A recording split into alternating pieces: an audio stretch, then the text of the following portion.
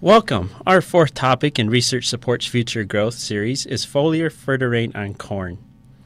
So the way I see it, you have two options to apply foliars, when it is hot or when it is cool. The first is the middle of the day, and that is not a good time.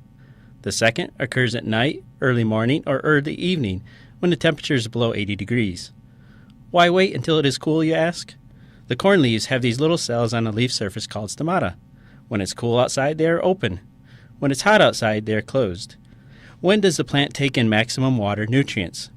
When the stomata are open. So, if you're going to apply foliars, do it when it's cool outside.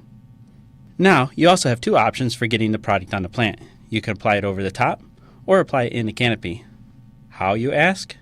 Broadcast over the top of the corn with your spray boom, or use nozzles down in the canopy. Such as this piece of equipment that directs sprays, in this case, 3 different directions. The most important part is to provide good, thorough coverage of the leaves. Not just the top of the leaves, but all the way down the plant. Where is the ear on the corn plant? About halfway down. That's where we want the nutrients to be placed, close to the reproductive site. We've compared both placements for you. That's what we do, help answer your questions before you have them. Over the top application saturated the top portion of the plant. In the canopy application, saturated the middle and upper portion of the plant, covering both sides of the leaves. This is important since there are many stomata cells on the bottom sides of the leaves. So what nutrients did we use? The choice was to apply a well-balanced nutrition program, and FertiRain fits that description very good. It combines nitrogen, phosphorus, and potassium, along with sulfur, iron, manganese, and zinc as a balanced nutrition to feed the plant.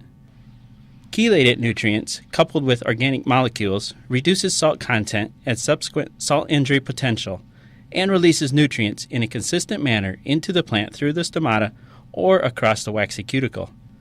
That is an important point. FertiRain can enter the leaf in multiple ways, not only through the major entry point of the stomates, but is also able to penetrate the cuticle of the leaf. So here are the results we found.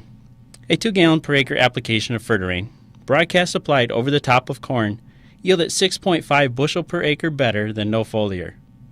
And when that same rate was applied in the canopy, there was an 18.2 bushel per acre yield advantage over no foliar. These applications were made at VT growth stage or tassel time.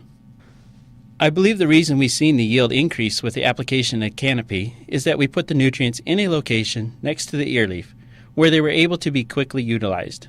We also saturated the top and bottom sides of the leaves around the middle of the plant. The wetted surfaces were also protected from drying out quickly by the placement in the canopy, allowing better uptake. These factors resulted in increased yield just by adjusting application procedures. FertiRain is also a good mixing partner with fungicides, allowing multiple forms of protecting and feeding the crop at the same time. Check out our research report to see the additional increased yield when using a combination of FertiRain and a fungicide in a single application.